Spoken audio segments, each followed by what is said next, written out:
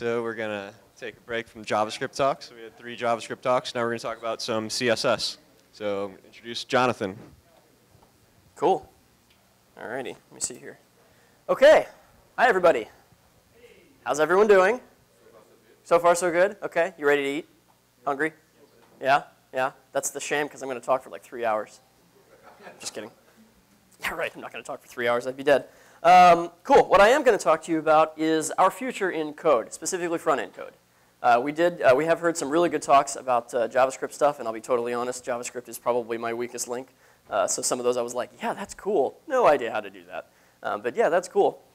And seriously, major props to Matt for doing what I am never bold enough to do, which is to do a live demo of something. That takes serious balls. So I'll just be showing you things today. I won't be trying to write anything. But I do want to talk to you about where the front end of the web is going and how we need to kind of like go with that. And this applies whether you do back-end stuff, whether you are like a JavaScript guru and all you want to do is build Node apps all day long. The front end of this stuff is actually going to be important. And the reason is that the future of how we're going to have to interact with this is already here. The future of the web is happening like right now. The way that people use the web, the way the web is changing, is something that's occurring right in front of our faces like right this second. It's actually really, really super exciting. And the reason that it's changing so dramatically is because of things like this. So funny picture, it's, her name is Liza Gardner. She's a pretty entertaining person. But this is her hugging a huge pile of devices. All of these devices are what's forcing this change on the web. It's forcing how we build for the web. It's forcing how the web works. It's forcing people to change the way they use digital products and the way they use digital technology. This picture is actually, it's a good picture because it's just sort of this pile of devices. This picture's kind of a lie, because the person in the picture and the person who took the picture are both big Apple fanboys. So really, it's a picture of how much they love Apple devices, which is all of those. There's a couple of lonely Kindles and Droids and such in there, but for the most part, it's a big pile of Apple devices. This is a thing that's happening like right this second, though. Mobile users in the US are going to outnumber desktop next year. We are here. We will be here very, very soon. This was originally predicted to be about 2015. It's going to be in about 9 months, 10 months now. So this is actually just getting faster and faster and faster. And that's in the US, which ironically is actually behind a number of places. In Africa and Asia, it's already significantly greater than 50% is on mobile devices, as opposed to more traditional desktops or laptops. In places like Africa, it's actually fascinating because when we say mobile devices for them too, we're not really talking about these. We're not talking about iPhones. We're not talking about things like that. We're talking about like feature phones. And they use them to do things like banking, because there's plenty of places that don't have banks. So mobile traffic is critical in places like that. Like it's just operationally critical. But the entire digital ecosystem of the world is actually changing to these devices very, very, very rapidly. So holy crap, we actually have to build for these things. Like this is not something that we can ignore anymore. So for a long time, especially if you're, I would say, if you're a more traditional designer-y type, especially like a web designer, you don't really like to think too much about all these different devices because there's so many variables and we're all control freaks. I'm a control freak. So it's a little bit tricky. But not considering these devices is, seriously, it's a death sentence. If you're not thinking about how the stuff you're working on is going to work on a phone, how it's going to work on a tablet, how it's going to work on the little in-between tablet thing that Google announced yesterday, or on a Kindle, or on a BlackBerry, or on a blah, blah, blah, blah. If you're not thinking about all those things, then in the space of a year, 2 years, it's really not going to matter what you were thinking about because you'll be working for someone else, which is not necessarily a bad thing. There's plenty of cool places to work, but it won't be on what you think it's on. So these things have to be considered, and we've only barely started solving this, actually. The entire world of designing for these devices, real design for these devices, is being shaped like right now, and we're just getting into it. So this is a very exciting time to be into it. So before I go any further, hi. My name is Jonathan Smiley. I'm from Zurb. We're a product design agency down in Campbell, so about half an hour south of here, next to Cupertino. We've been around for about 14 years. We've worked with over 200 startups and created a lot of money and exits for those clients. Granted, we didn't see nearly enough of that money, but they saw a lot of money, so that's good for them, I guess. We've had the chance to work with some pretty big names, which is actually pretty exciting for us. Facebook and eBay, Yahoo. We actually worked with eBay, and someone from eBay was speaking here. Some of the bigger players. And this is cool, not because we just like to brag about ourselves, although we do like to brag about ourselves, but actually because we've had a chance to see how their approach is evolving, how the approach that startups are taking is evolving. We've had a chance to shape some of that as we get into this sort of multi-device world. So it's pretty exciting for us. So what are we actually getting ourselves into? Mobile's a pretty wide field. There's a lot going on there. You can more or less boil it down into a couple of things. You can boil it down into sort of two worlds, I suppose. The web, which is what we had originally. When these devices came out, when smartphones, as we really would consider them today, when smartphones came to the fore, what we were really looking at was web. And in fact, when the original iPhone came out, Apple's position was everything will be done for the web. Apps can suck it. We're never going to do native apps. They obviously changed their tune quite a bit. But that was definitely their position, was that the web was going to win everything. So that's more or less where we started. And then we got to where we could add in apps. So there became this gigantic app ecosystem. Native apps, iOS apps, Android apps, Windows Phone apps. Native apps that actually have different capabilities. They could do a little more, especially than the web. Definitely about 3 or 4 years ago, there was really no contest between their capabilities and their performance and things of that nature. Now, we have sort of these two worlds right now. What I'm going to say to you today is that apps are going to die. Apps are going to lose. The web is going to win. At the end of the day, the web is going to win. And when I say the web is going to win, I really mean the responsive web. So a web, an interface, a way of interacting with these devices that adapts itself to all of these different types of devices, to all these different form factors, all these different screens, all these different capabilities, all the different stuff that they can do. The web is going to win. Now, why do I say responsive design? Well, responsive design is the only way you can approach this stuff that scales. So think about like HTC. You guys all know who HTC is? Some of you probably have an HTC device. They make Android stuff. This is a representation of just how many screen sizes or resolutions you could have to worry about if you were only looking at HTC Android phones. That does not include any of the 28 other manufacturers of Android devices. That does not include tablets, iPads, iPhones, computers. It doesn't include Kindles. It doesn't include WebOS, BlackBerry. It doesn't include any of those. There are thousands of these things. The variables are staggering. So if you actually try to build something for specific devices, if you want to build your thing so that it's, I built it just for this, you will get just those customers and never anyone else because your stuff just won't work. So you have to build things responsively, which means you have to build them in a way that they scale themselves, that they work across these different kinds of devices. And I keep saying devices. Right now, I'm not even really talking about the devices themselves. I'm not even really talking about devices. We're really talking about four corners. We're designing for four corners. Everything is four corners. A phone, for now. A phone is, so normally this gets, these things get projected on a screen, so there's actually a border, and there's no border on the wall, so this is a little abstract. But normally you have sort of a phone, which is a smaller thing. You have larger screens, you have larger devices where the screen gets bigger and things of that nature. When we're just talking about screens, we're really talking about four corners. Now, there's also orientation, rotation, location, sight, sound, all the other capabilities that these little boxes have, which is pretty amazing, actually, if you consider it. We're not going to worry about that right now.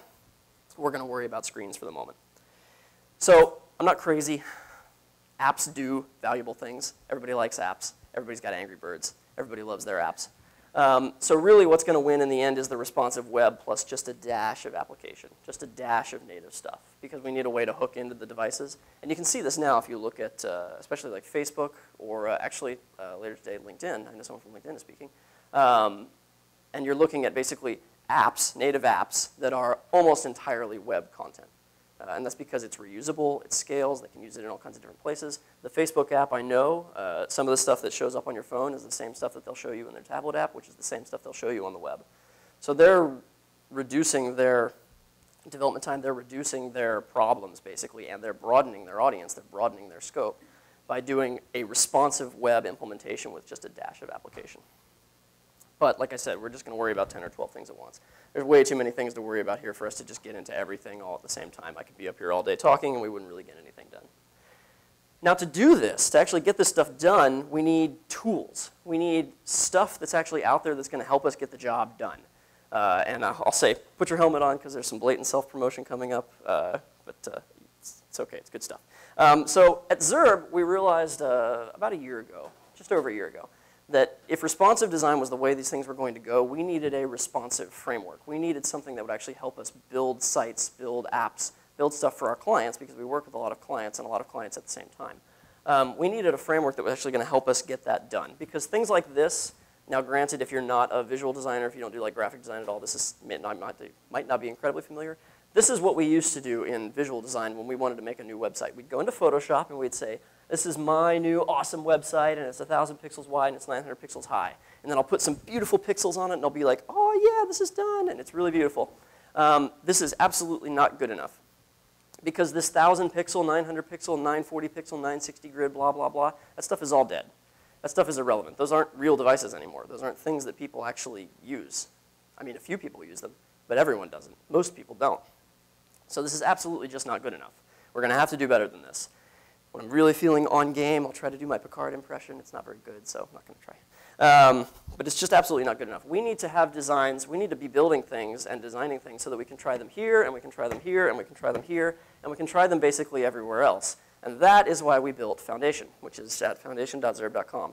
And I know, because I've been sitting in the back the whole time, that almost all of you have computers in front of you, so you just pull things up immediately. You're welcome to go to foundation.zerb.com and poke around. I will go ahead and tell you that we are right in the middle of deploying a really large update to it, and it might be the old one or it might be the new one. I have no idea, because I'm not in front of it and I'm talking to you. So I don't know what you're going to see. Either way, it'll be good stuff. Just if it says Foundation 2, it's not the new stuff yet. Anybody actually have it up? Is it? Damn it. It'll be the new stuff really soon. But that is why we built Foundation, because we needed a framework for doing responsive design. Now, Foundation is an open source responsive framework. It's entirely MIT licensed. It's all on GitHub. The whole thing is free to do basically whatever you'd like. Just ideally not sell it to people as your own. We would not appreciate that. Other than that, it is entirely open source and free to use. And it's made up of a few components, things that actually help us get stuff done quickly. For one thing, it has a almost freakishly robust grid for doing fluid responsive designs. So the grid is a 12-column. It's nestable. If you've ever used a grid system like Blueprint or Bootstrap or anything like that, you'll feel right at home. But it allows you to do very, very quick layout of fairly complex pages, which is pretty nice. When you're building a lot of stuff, this pertains to applications or marketing sites or anything really. It's pretty handy. And it has a ton of just interface elements. So things like buttons, typography, pagination, tabs, navigation, all the bits and pieces basically that you need to assemble an interface that you can then test on all kinds of different devices. An interface that you can prototype, that you can iterate on, that you can pull up on your phone or pull up on your tablet or pull up on your computer or pull up on your TV, whatever. All the bits and pieces that you need to put that together. And like I said, it's all entirely responsive. So the whole thing was designed from the ground up so that everything would work well and work nicely no matter what kind of screen, no matter what size screen, no matter what kind of device you pulled it up on. It's tested pretty robustly across a lot of different devices. There are a few holdouts that we don't or can't test necessarily. But by and large, it is pretty bulletproof, so you can use it with impunity. I'm not going to do a live demo, but I will try to check it out really quick. I'm pretty excited about it today because, like I said, today is our big, big launch. So I'm actually going to show you, I'll show you real quick. I'm going to walk you through some of the bits and pieces for Foundation 3, which is what's coming out today. I'm going to show it to you on our staging server because it's apparently not on the live server yet. But I'm pretty stoked about this today, so let me go ahead and switch over to that. Alrighty. Well, that washes itself right out. Cool. It's all right. You'll be able to read the documentation. So this is what the Foundation website will look like later today when you pull it up and everything's launched and working the way it's supposed to. It's got a whole site built around it with features and case studies and things of that nature. This is a pretty techie audience, I know. Got a lot of nerds in here, which is cool. I'm a nerd. So I'm just going to jump right into the documentation because that's where all the sexy is anyways. The documentation for Foundation is pretty robust. There's a whole lot of stuff in here, but I'm just going to show you a few examples of how some of this stuff works. So I'll start with the grid. So if you've ever used a grid system before, like Blueprint or like, goodness, there's tons and tons of grid systems out there. It should be fairly familiar to you, but the basic gist of it is actually this page is a perfect example. To do a layout like this page, all I have to do is create a row, one big row, div class row, and then I do 2 columns and 6 columns. Sorry, I'm trying to remember what they are. 2 columns and 6 columns and 4 columns. So it's a 12-column grid, so I divide that up into 3 chunks. And that actually takes care of this being as long as it needs to, this being as long as it needs to, this being as long as it needs to. It just sort of handles it for me. But like I said, it's nestable. So if I go back to the home page here, you can see down here that I have these other columns. This is because I created a row here, and I did 6 columns and 6 columns. So it just nests and nests and nests.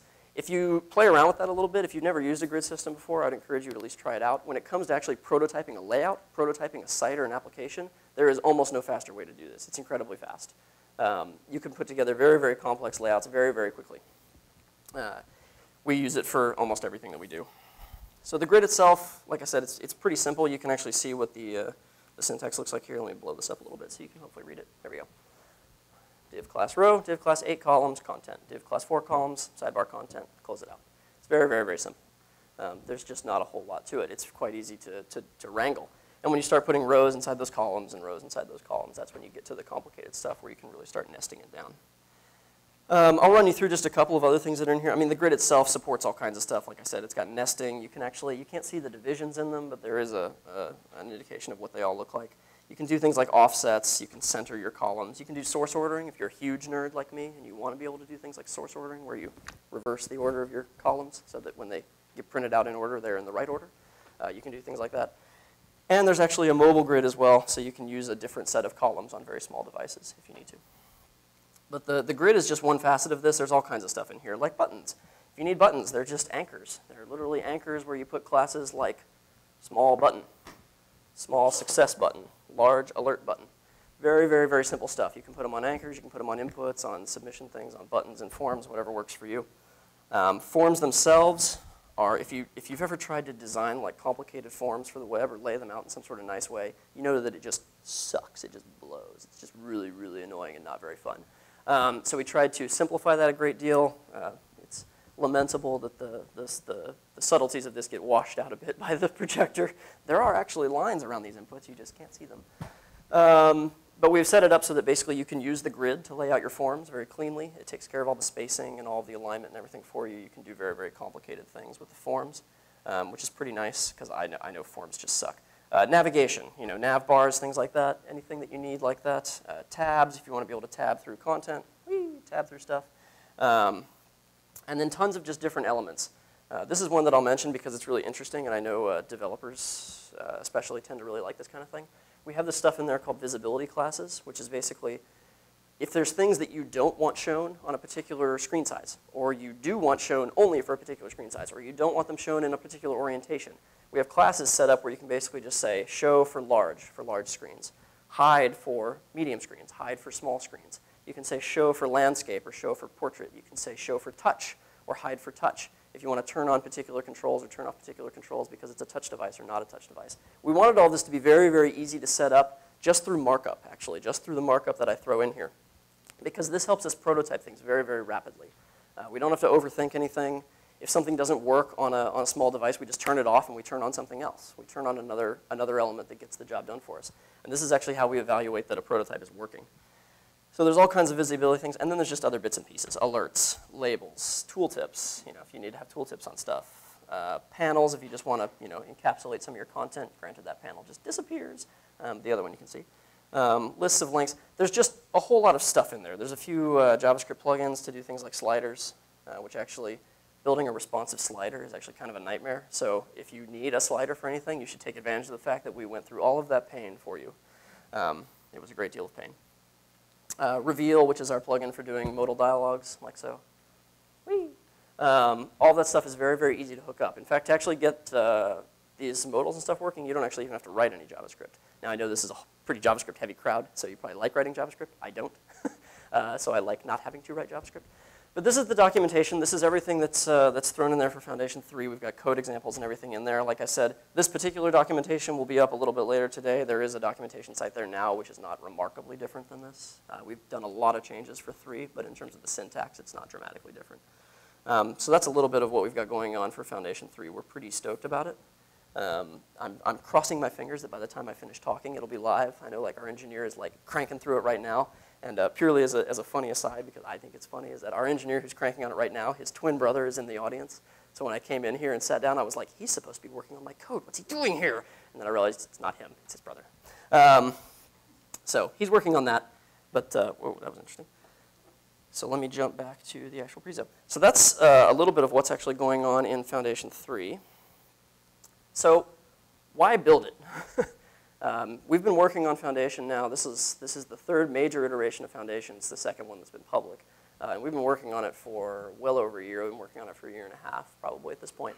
So why did we actually do it? I mean, not that because it's awesome isn't reason enough. We've been known to do things like that before. But we did have goals in mind for why we did this and what we wanted to bring to other people. For one thing, we wanted just faster development.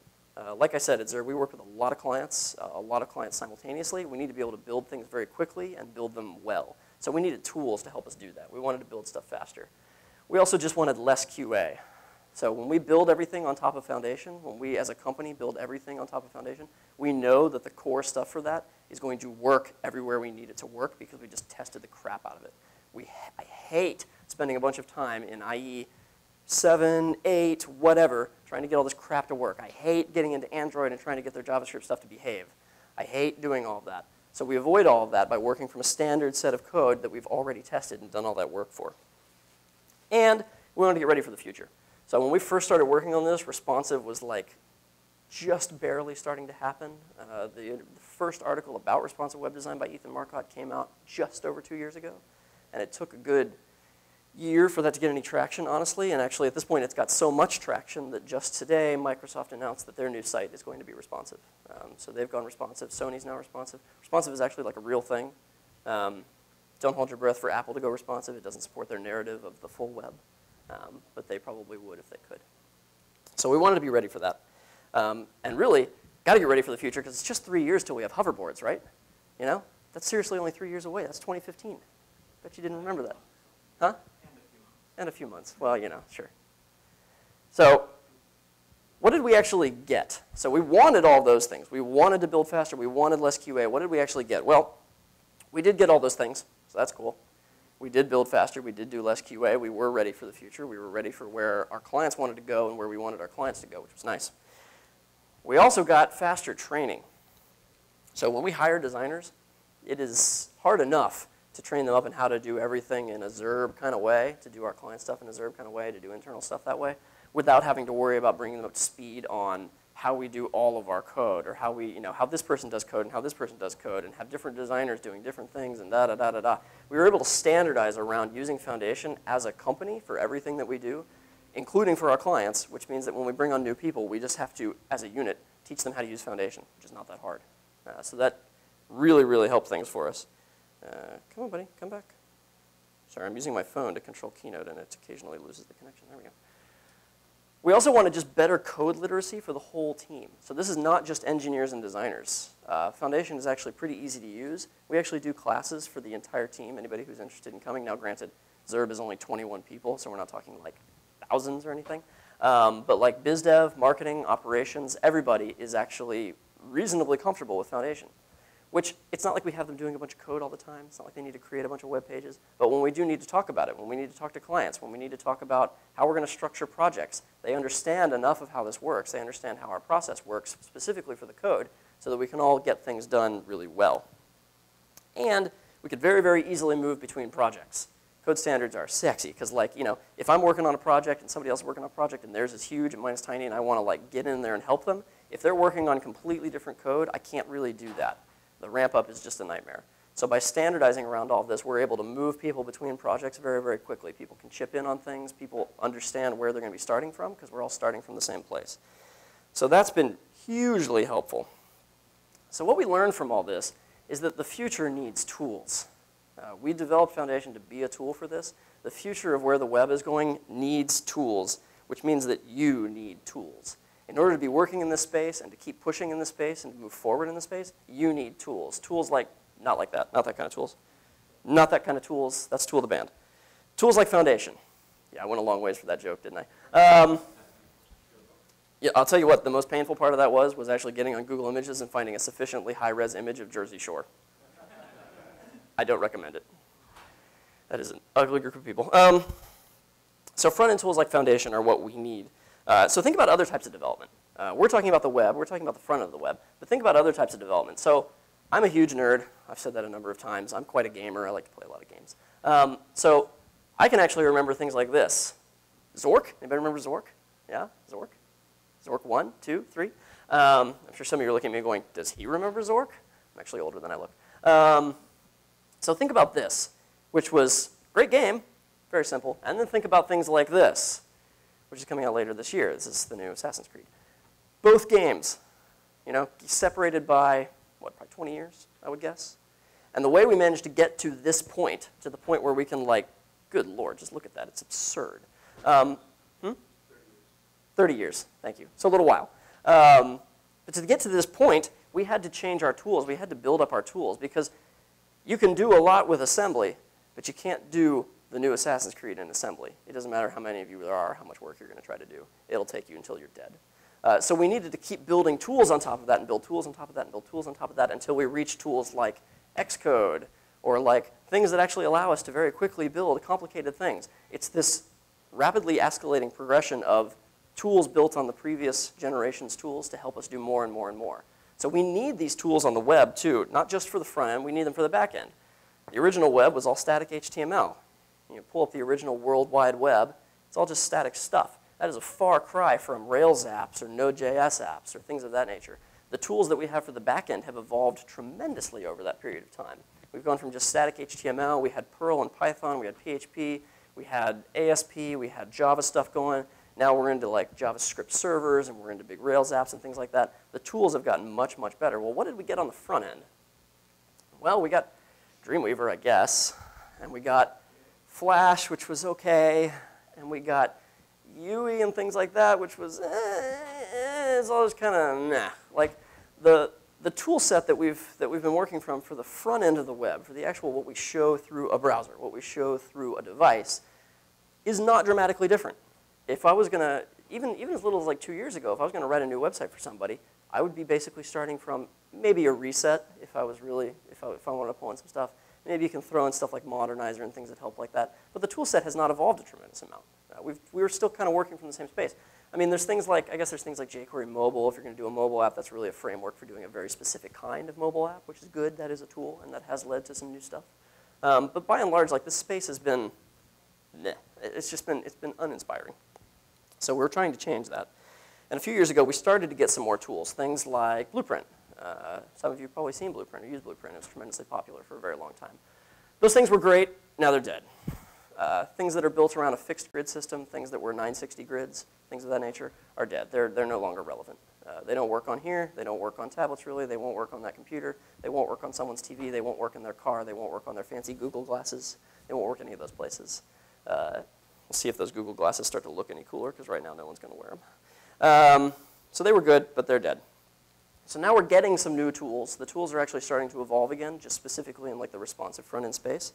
But we really have to keep going. So how do we actually move forward quickly, like in this really awesome image? I almost had no other reason to use this image except that I just thought it was really cool. So how do we actually move forward? For one thing, start with a framework. Always start with a framework. I like Foundation. There are others. They're not up here talking to you, so I'm just going to say start with Foundation. But you should start with a framework. You can't do it all every time. You can't start from scratch every time. And most of you probably know that already, because most of you are more than happy to use tools to get the job done.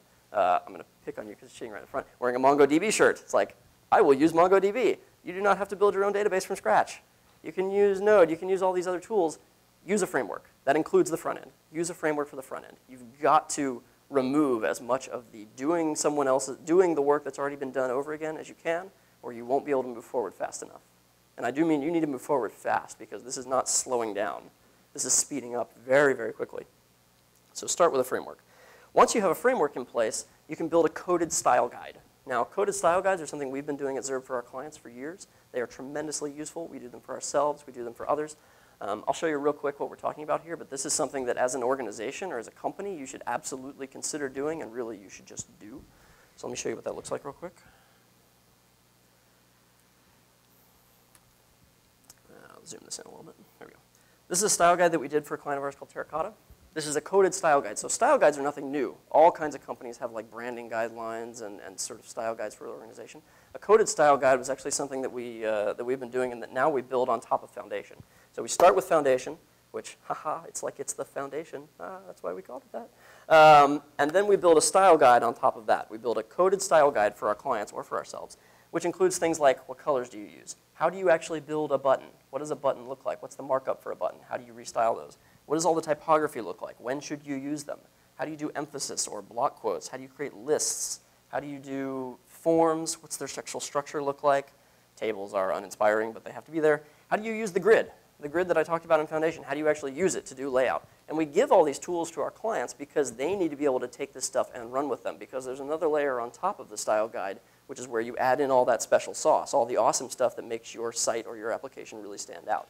It's all the stuff that you build on top of this. So this is like a layered kind of approach. That's one we did for Terracotta. Here's one we did for a company called Blue Jeans. It's a similar sort of thing. For a lot of these, we'll do things like page layouts. How do you actually do the page layout? What are those layouts? Those are very, very light, but they are there. How do you maintain your CSS? There's another one that we did for a company called Venue, which is, wow, that text is tiny, is one that we did for those guys. And then I'll show you one last one, which is, this is the one that we did for Felix, which was quite recent, actually. It's a style guide we did for those guys. Which, again, this is all built on top of, Chrome does a weird little thing when I scale this, which is all stuff that we built on top of Foundation. So this is entirely based on Foundation 2, not 3, because 3 is just now coming out. But this is the stuff that we build on top of that for our clients. And this is stuff that you should be considering doing for yourselves. Because if you're a one-man show, this is not as necessary. If you're a one-man show, if you're a one-woman show, I'm sorry, if you're a one-person show, you don't necessarily need a style guide to keep consistency with yourself. You can generally be reasonably consistent with yourself. That's not to say that it would be useless. It's actually quite handy in terms of defining patterns and making sure that you stay consistent. But it's less important then. If you're working with a team, this is critical. Like, you can't reasonably get consistent, well-designed stuff done without a standard space for all of you to start from. And Foundation by itself is part of that. The style guide is what makes it yours, and that's what you build on top of it. So again, these guys' style guide was pretty robust. We included a lot of stuff about how to actually just get it done, and we handed it over to these guys so that they could keep building stuff, so they could keep building on top of it and keep building their site. Let me jump back over here.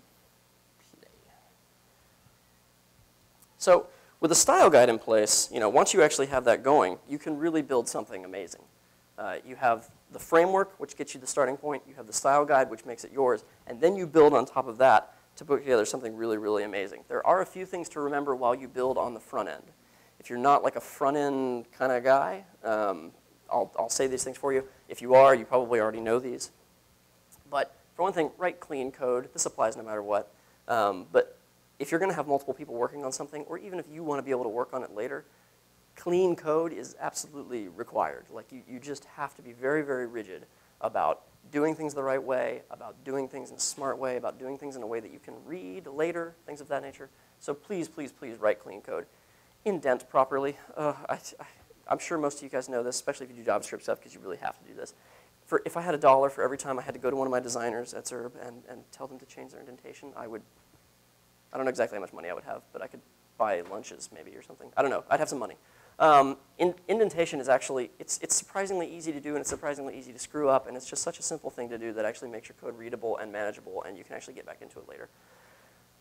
I would say no HTML and CSS, so HTML5, CSS3, like a ninja knows his, I don't know, nunchucks or throwing stars, or I'm not a ninja, whatever ninjas know really well. No HTML and CSS in that same sort of way. If you're going to be building for the front end, these tools will change. HTML and CSS are going to change. Over the next few years, they'll change probably dramatically, and I would guess within 10 years or so, we might not even be using them. It might be something else entirely. But for the time being, they are the name of the game. They are the way you create a responsive website and show it to people on almost any kind of device. It is important to know them very, very, very, very well. Even if you just do back-end stuff, it's tremendously helpful to know this. Our engineering team at Zurb is extraordinarily adept with HTML and CSS, and that has paid enormous dividends for us. Because they don't have to rely on the design side to get stuff done for them necessarily, and designers don't have to wonder whether the code is going to work. So that's pretty important. And use a preprocessor like Sass or less. If you're staying all day here today, Chris Epstein is talking at 4 o'clock, and he'll be talking all about Sass. And you should absolutely listen to that because he's a very sharp guy. I say use a preprocessor like Sass or less. You should really just use Sass. Less is not bad. Less has a nice looking website. Sass is better. Unequivocally better. So use a preprocessor. This will make your life a lot easier, and just use Sass. And for that matter, use Compass with it. I don't think Chris is here just yet, so he can't give me crap if I didn't say that, but I'll say it anyways. You should use Compass. It makes your life a lot easier. Compass is to Sass as jQuery is to JavaScript. So if you can imagine your life without jQuery, then I guess you can imagine your life without Compass, but why bother? So if you're not a huge fan of the idea of a preprocessor, so I was not, honestly. I was kind of a Luddite about this for a long time. I didn't want to use a preprocessor. I was like, no, CSS is good enough. CSS is great. I can do everything with CSS. It really is worth it to use a preprocessor like that. Foundation 3 is built entirely in Sass, SCSS actually, but it's a variant of Sass. Foundation 3 is built entirely in Sass. It is so crazy useful, it is just ridiculous. the grid that I talked to you about, where there's 12 columns, they have a certain size, things of that nature. If we wanted to change that in Foundation 2, you have to literally get in there and recalculate a whole bunch of like really weird percentage sizes. It's a total nightmare. In Foundation 3, I can change the row width in one place, I can change the gutter size of the columns in one place, and I can change the total number of columns. And SAS will just do it all for me. It'll just take care of it. We've put together functions and mixins and things of that nature, which will just do it. And our ability to just change that for any given project, any given time, is a degree of flexibility that I wish we'd had a long time ago. It's just amazingly cool. For typography, so I'm not really much of a typography nerd, but there's plenty of people at Zurb who are. For typography, you can do some very cool stuff these days, like a modular scale, which is where all of your headers and your paragraphs and stuff are all sized based on a base font size, a base size like this, and an important number, which is kind of a weird concept, but it's basically, we use the size of our, the height of our tabs and stuff. It basically takes these two values and uses, in our case, the golden ratio, but you can change it to a number of like musical scales and things of that nature, and it just calculates all of your font sizes and all of their spacing, and everything just looks great every time. But it means that we have total flexibility for how we do that. If I change this to 16 as our base size, all of the text gets bigger, everything's sizing changes appropriately, everything looks nice together. I will shamelessly pimp the idea that you should use Foundation for this because the modular scale stuff all by itself is quite confusing, and we have tried to simplify that as much as possible in Foundation itself. And then you can do really cool stuff with SAS, which if you're a serious like standards nut, if you're really, really big on the word semantic and you really, really want things to be semantic and semantic, semantic, semantic, I know some people like that, you can even use SAS to do pretty awesome stuff like when I show you the grid where you put classes like 8 columns and 4 columns, some people don't like the idea of having presentational classes in their markup. They don't like the idea of defining something as a particular size in the HTML. It makes it a little harder to change later. You have to go in and change the page itself. With SAS, you can actually use what's called a semantic grid, which is where you don't actually attach classes to your markup at all. In your SAS, in your CSS, in your SCSS, you basically say, okay, my whole body is an outer row. My main section, which is just a class of main, which is this whole big blue box, is an 8 column. It's 8 columns wide. I can say that the sidebar is 4 columns wide. And then I can say that one post, and let's imagine this is a blog or something like that, one post, which is this whole box, is a row inside the content. It's an inner row. And then I can say that the article itself is 9 columns. I can say that a figure is 3 columns. You can do some really, really cool stuff, where what SAS does is it goes and looks and it says, okay, everything that has to be attached to something to make it 9 columns wide, I'm going to attach it to article instead of having it attached via a class that was put on it. So you can pull the classes entirely out of it. Semantic grids are pretty hot. They're kind of weird to wrap your head around a little bit. But if you don't like the idea of presentational markup, SAS actually makes that possible. In fact, it is impossible to do a semantic grid without a preprocessor. You cannot do it without SAS or less. So this is the only way to get that done. So that's pretty handy. Like I said, Foundation 3 is going live today. It might be live right now. I'm not sure. I'm here talking to you, so fingers crossed. It's probably not just yet, but I swear to God it will be soon. We're pretty excited about it. It's a big, big release for us. So how do you build? How do you build in the future? How do we build the front end of the web going forward? Please just remember 3 things. Just remember three things. Build responsively, because the future is responsive. When you think about where the web is going and how people interact with other people, how they interact with digital devices, how they interact with products or services, it's all going to be responsive. And usually I have a whole bunch of slides showing all the ways this can go responsive. I don't have them in here, so I'll just tell you. This, doing responsive to like a phone like this or doing responsive to a tablet is just the tip of the iceberg. So think about Google Glasses. Think about Google's glasses. Designing for those is designing responsively. You should be designing your stuff in a way that not only will it work here, but it will eventually work on people's glasses. That it will work in their cars. Google has self-driving cars, and you better believe that people are going to want to be doing stuff while they're in those cars because they're not driving. And you know what's crazy about those things? We will probably be tooling around in those in like 3 or 4 years. Like this is not far future. This is like the immediate future. Building responsively is it's such a huge, awesome thing that we can be getting into that is just super, super exciting. God, I really wish I had the slide because it's pretty awesome. But the last time I did this, I was actually talking about considering building responsively, and it's like think about Iron Man. You all know who Iron Man is, right? This is a big room full of nerds. You all know who Iron Man is. He's got the helmet or whatever, and he's got like the heads-up display, which is the heads-up display, totally designed responsively. Has to work in a helmet. It can show all kinds of things and it has to work in a helmet. And then what I would do is I'll show that, and I'll be like, this is science fiction, right? But Google's glasses are not all that different from that. That's their goal, is to be a lot like that. And of course, he can talk to his suit. He can be like, Jarvis, do this thing. It's pretty cool, right? Talking to your technology to get it to do things is not science fiction.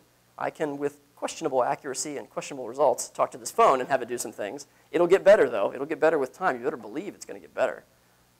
Think about, like, I love using Iron Man as an example because I really like the character. But when he's working in his workshop and he's got all these like hologram things all over the place that he's interacting with. Pretty cool, right? Holograms, crazy science fiction. Well, you can rap with a hologram, like you saw at Coachella when Snoop Dogg came out and rapped with hologram Tupac. If you saw that, he was rapping with a hologram. It's ridiculous. He was standing there on stage with a hologram and rapping. It's crazy. So like things like holograms, things like heads-up displays, things like talking to our technology. This is not far future. This is not like what was Conan's thing in the year 2000. This is not like that. This is like 5, 6, 10 years away. This is really, really close. So designing responsively right now is designing for things like this. It's designing for these different corners. It's designing for different square, black, in most cases, boxes. That's totally going to change. And this is why we have to be building out these tools. We have to be ramping these tools up because we've got to reach that point. So the future is absolutely responsive. Build cleanly. Build responsively and build cleanly because bad code dies. If you write ugly code, if you write code that's hard to read, if you write hacky code that just doesn't work all that well, eventually you'll come back to it and you'll be like, oh, I should totally refactor this and do this whole thing again, but it's such a mess and it's such a pain, I just don't want to, and then it's just toast. Or you have to hand it off to somebody else. We've run into this with clients, actually, in instances where we were not diligent enough and the code was not clean enough. We hand it over to them and they go, well, what the hell are we supposed to do with this? Ugh. And they just can't get anything done, and nothing gets done. So build cleanly because bad code is going to die.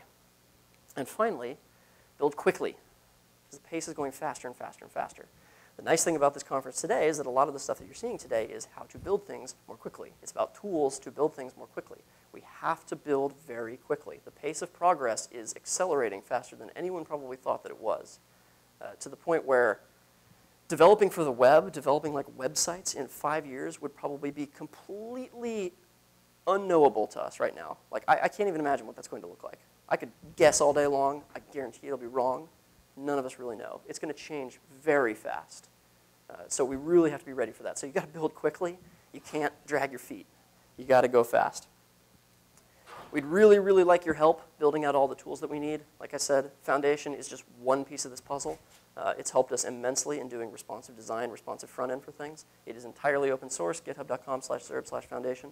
If you get in there today, you're going to see branches shuffling around like mad as we take branches and turn them into master and God knows what else.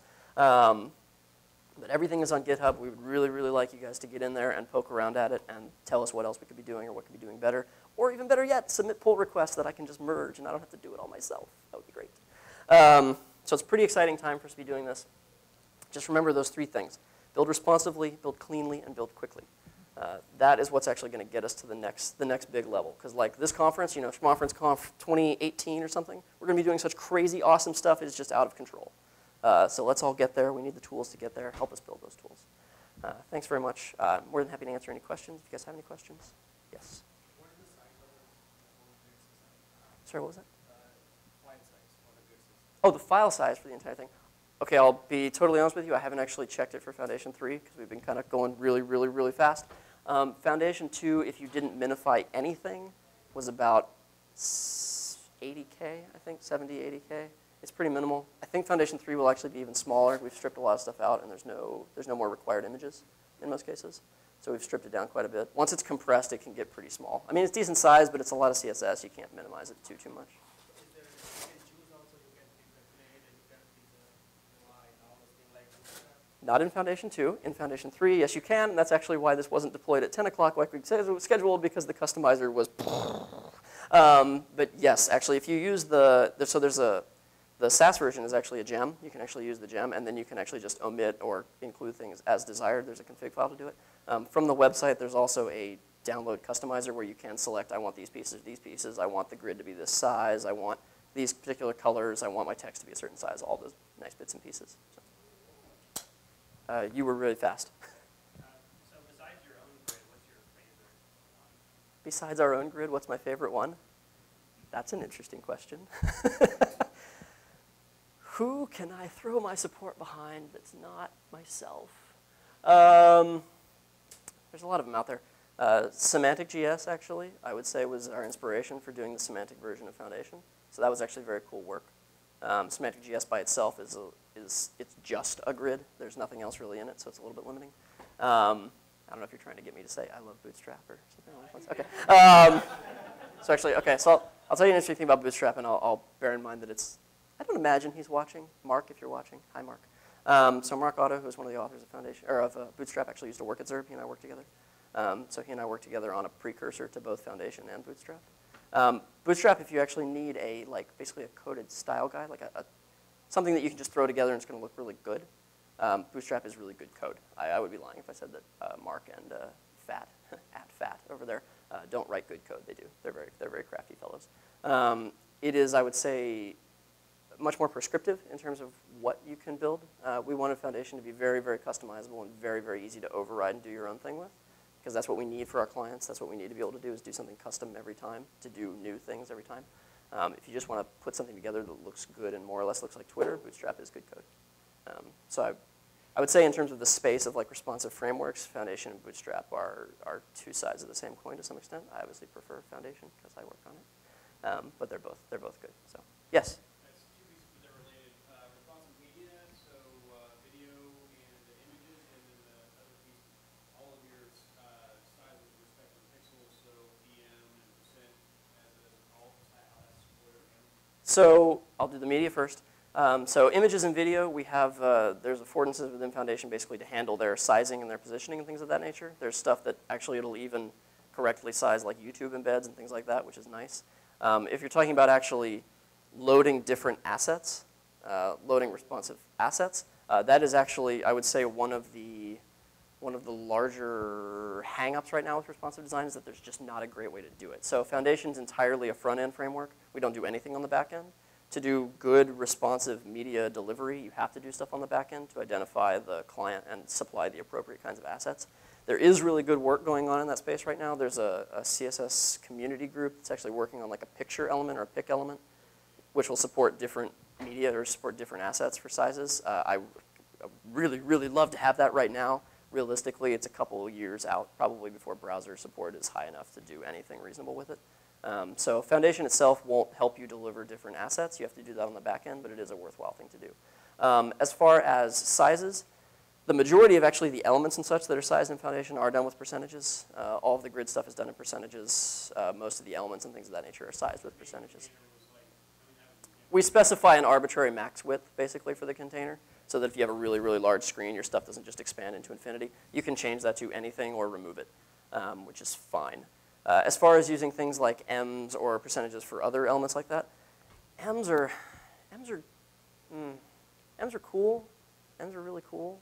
The reason we don't use them to size things is because mostly they're very poorly understood, and they're a little bit weird, and they work really weird, which just raises the bar. It raises the barrier quite a bit for people who just want to get into this. We want this to be relatively easy to get into, which means that we have to rely on some slightly more traditional conventions like pixel sizes. That's not to say that using ems for sizing of things and things of that nature isn't a totally worthy and worthwhile pursuit. It absolutely is.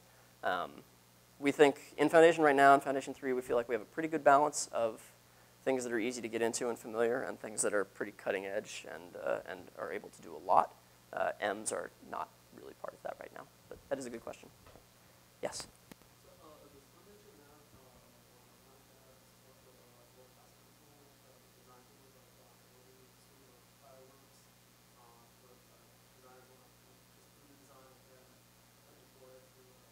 Oh, sure. So he's asking, you're asking, like, does Foundation have any sort of, is there any hook between Foundation and like things like Fireworks or things like workflow support? Not really. It's mostly, Foundation's kind of funny because we developed it to basically support our workflow on the assumption that our workflow was pretty good and that other people would want a similar workflow. For us, the trick with things like Fireworks out to something else or Dreamweaver is just a good example. Is that we haven't seen any of those that have sufficiently good output or sufficiently easily controlled output to actually enable that kind of thing. It might be worthwhile for us to actually investigate now because I know like newer versions of Dreamweaver I think can support, they actually will support fluid stuff. I know they have like fluid support in them. I couldn't tell you whether it's any good or not. But there might be an opportunity there for us to kind of ease that workflow. It's not something that we encounter all that much, but it is something that other people encounter. Our goal with Foundation is that even if you do have to write the code, even if you do have to write the page, we want it to be very easy to write the page, so that if it's something that's unfamiliar to your workflow, it's not like, oh God, what have I gotten myself into? It's pretty easy to manage. If you know HTML at all, you'd be okay in Foundation. It's not complicated.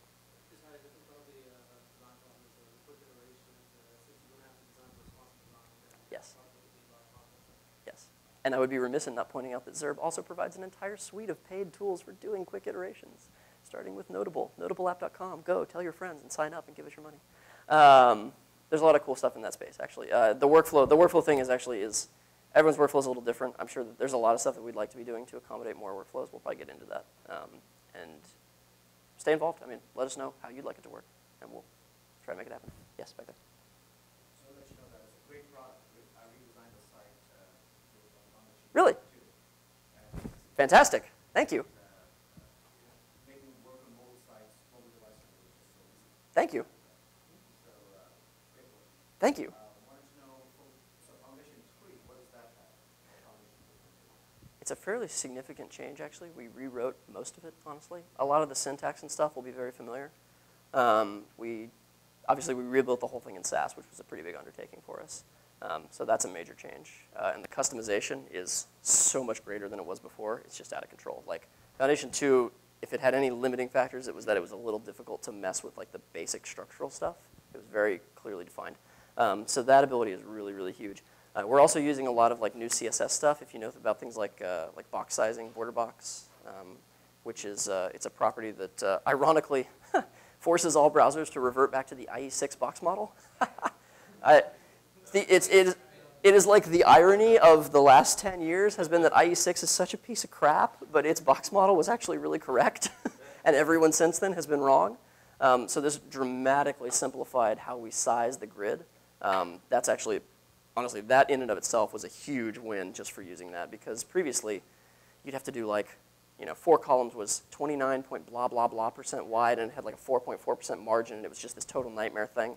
Well, now since with box sizing border box, padding goes in, it doesn't go out. We can say that 4 columns is 33% wide. It's just 33% wide. And then we put padding on it, 15 pixels of padding on the inside, and that creates gutters for us.